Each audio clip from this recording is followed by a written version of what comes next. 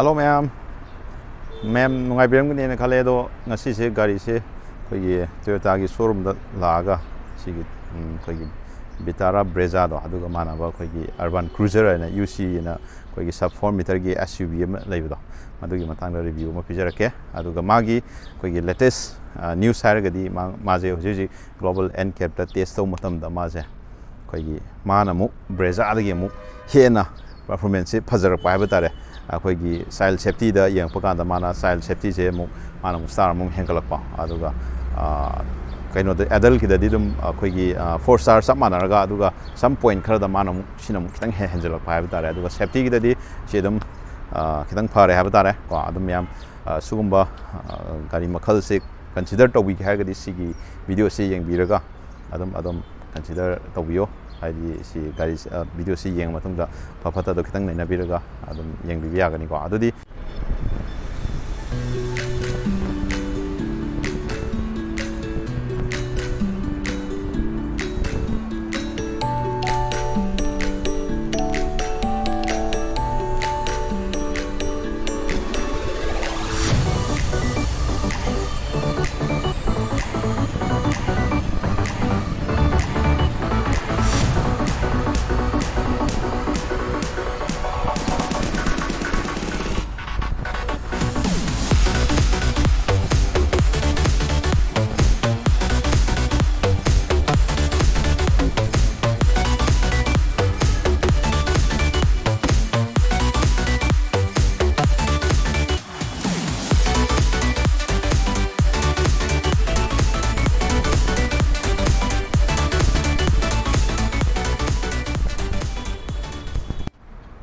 aduga hariba sigi Toyota gi urban cruiser se ma se akoi automatic ju lei aduga my color option je mapan lei ko adu khoi mapan se akoi gi dual tone da ani ma lei gani ko adu magi mayam na khani ong da wa khoi gi price se ma je price oji on road ta ko lei se khoi gi 9,94,629 dagi horaga khoi gi 13,18,029 phaugi kaino sida leyabo ji price range ado sigi marak sida dum apamba variant dum khanbiro ado ai showroom gi contact details so ai description dum hapsaramage ado sigi screen da sudum hapsaramage mayam laga mutang embi yagani ko ado de hujik mamang dagi dum hawraji mamang da hujik lairiba magi looks an embio han bada magi engine gi magi specification dum tang haijarake magje khoi gi 1.5 liter da laigo aduga mase khoi gi engine gi magi keno cylinder je 4 ni aduga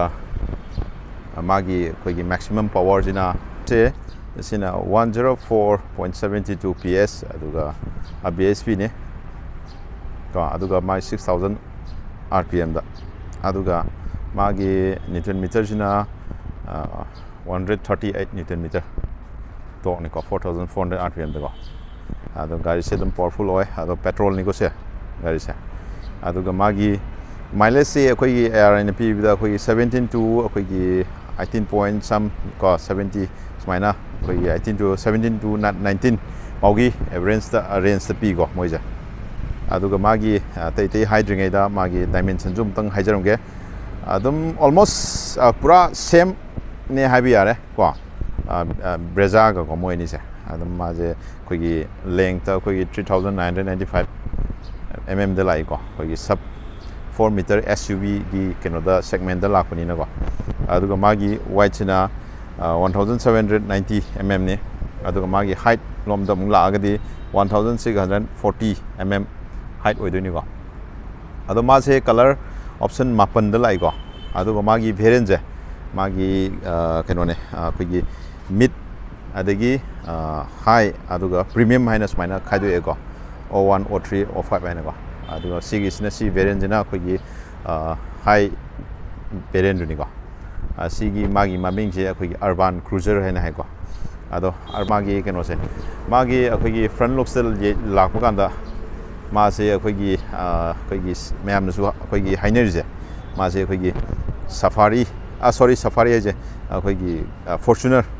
Fortuner gi looks sapet chu man bhai tare ko ma je yeng boda asigi magi chrome treatment je sigi luksina maram oirkanda akhoi se Fortuner gi magi mong hapet manba aduga magi side ki akhoi gi keno se sigi side ki ani je siju hapet safari keno gi amko safari hagi tawre sorry Fortuner gi magi looks to hapet man ba ko aduna masi mini Fortuner ga na su adu mayamna hapet mamang je male na mai jo haini ko adugi yengse magi akhoi gi light ki front light treatment je yung projector Helli ngatani ko ani setup se ani yore se chrome na fazana mai compartment na treatment dawe adu sida keno layer je chrome layer adu sida DRL yawi ko fazana se adu makada na sida di keno yawdre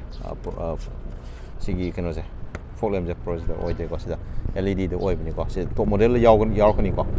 adu ga sida kai gi magi beijing ki mayai da keno layer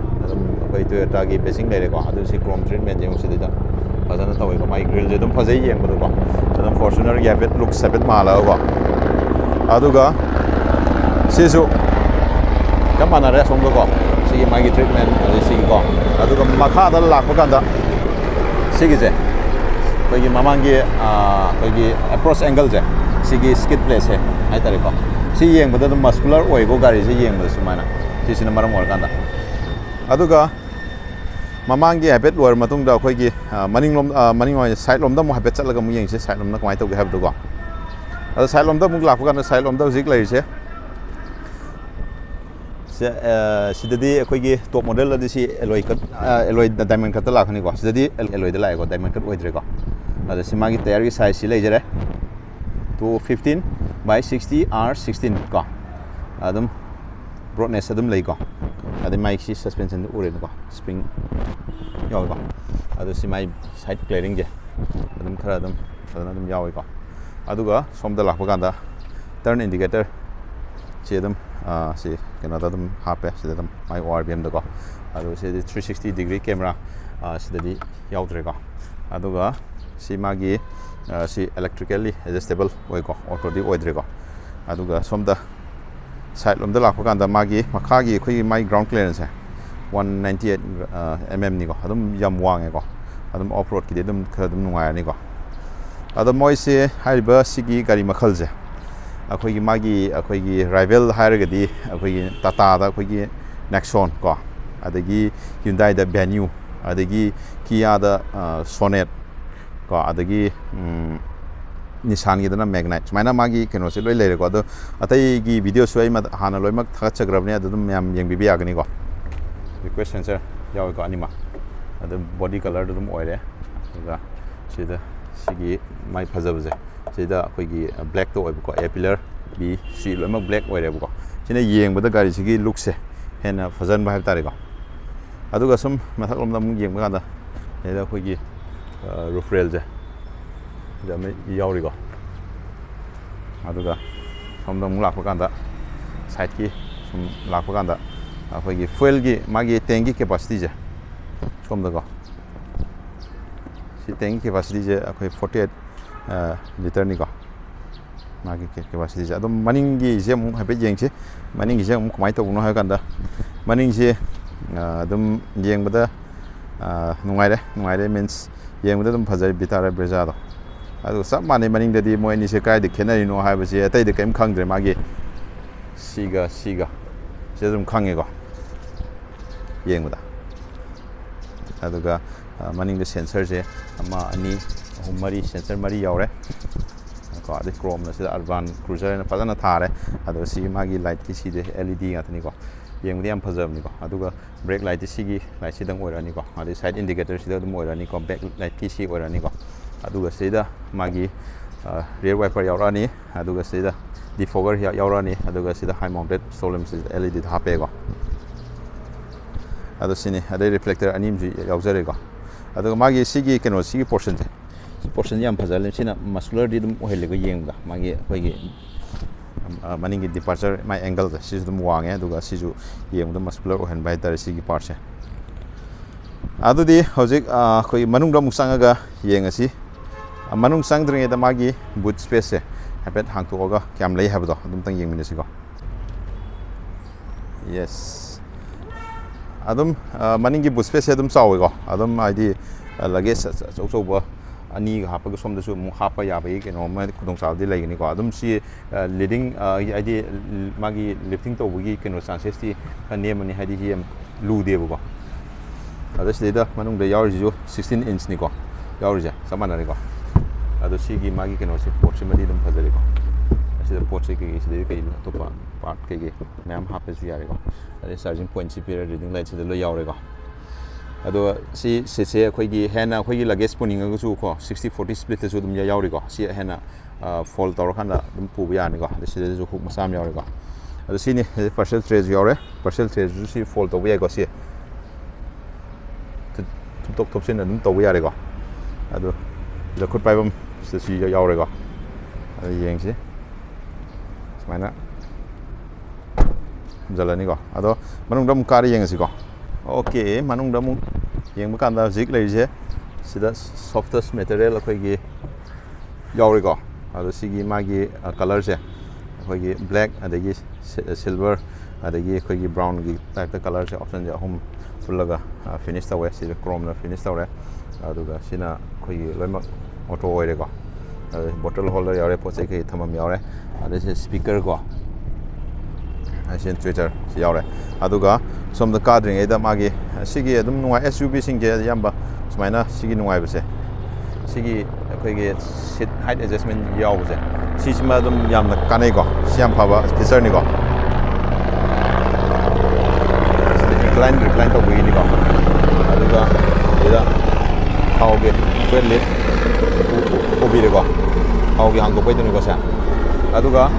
som da la pa kan da sina light ki level same na buduni ko ade start top button si lere ko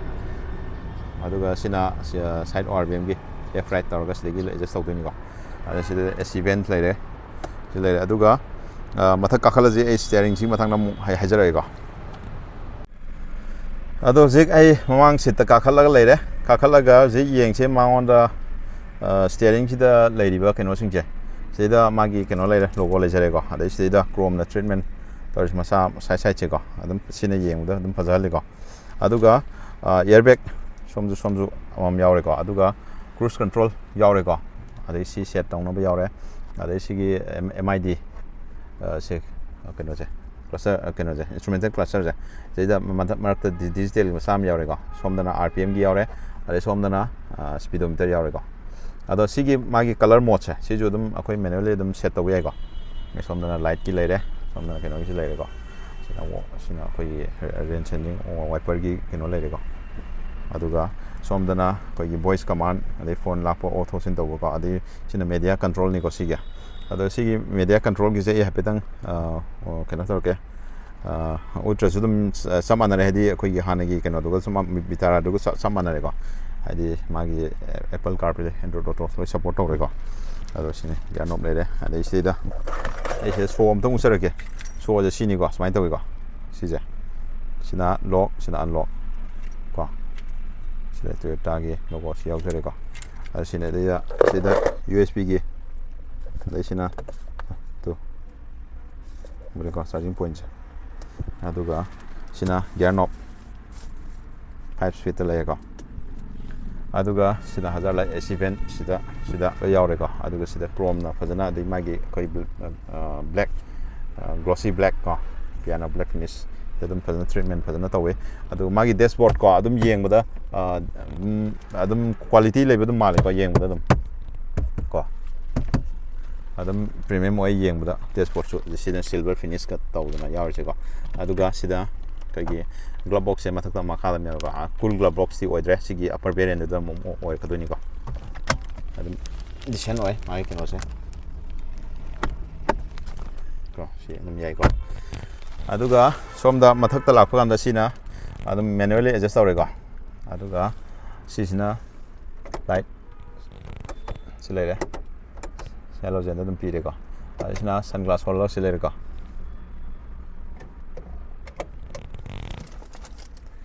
anything mirror yaure ko sida su light yaure ko somda di la yaudre mission su yaudre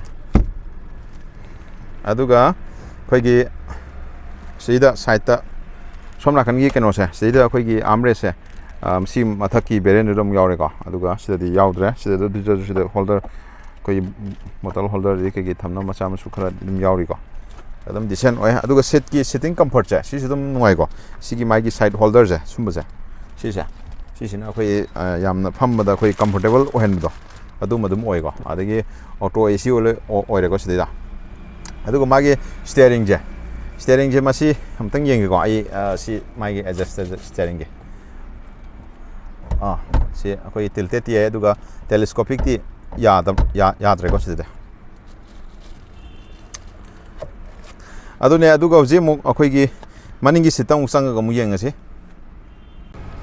C समानरे थोंगजे my colour के colour combination अदे मनिंग दसु बोतल holder यावरिको अदे सी speaker यावरिको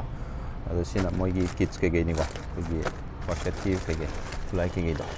खितंग येंगनेसिको से seat belt गिनी अदुगा मनिंगी seat से सिदा seat height adjustment लोया यावरेको अनिमा अदुगा मयागी सिदि यावद्रे अदुगा सिदा armrest को कप होल्डर नि यावरे आर्मरेस्ट से अदु सिदम याय अदो ए हाबेट काखलगा मागी एगी नी रूम हेड रूम प्लेइंग मिनसे काखलेको काखले हजिक आई ममांग द सीट तो आईगी हाइट की मतंग एडजस्ट फजना तौर मतंग हजिक लेमिबे स्पेस यौ हम साथीना लेमेको खोंगजो आताना तिंथोको दम यारेको स्पेस की मतंग ददी नो प्रॉब्लम को अदगी आईगी हेड रूम सो मु येंगसिको तो हेड रूम सो दम फजना लाइको अदुगा सिगी अखोइगी सी हेड रेस्ट सु याम फजना यावरे अन सिगी नुवाइबा मको अदे सोमना खंदा यावरे अदुगा हुक्सु यावरिको सोमसु यावरेको सोमदसु हुक्सु दम यावरेको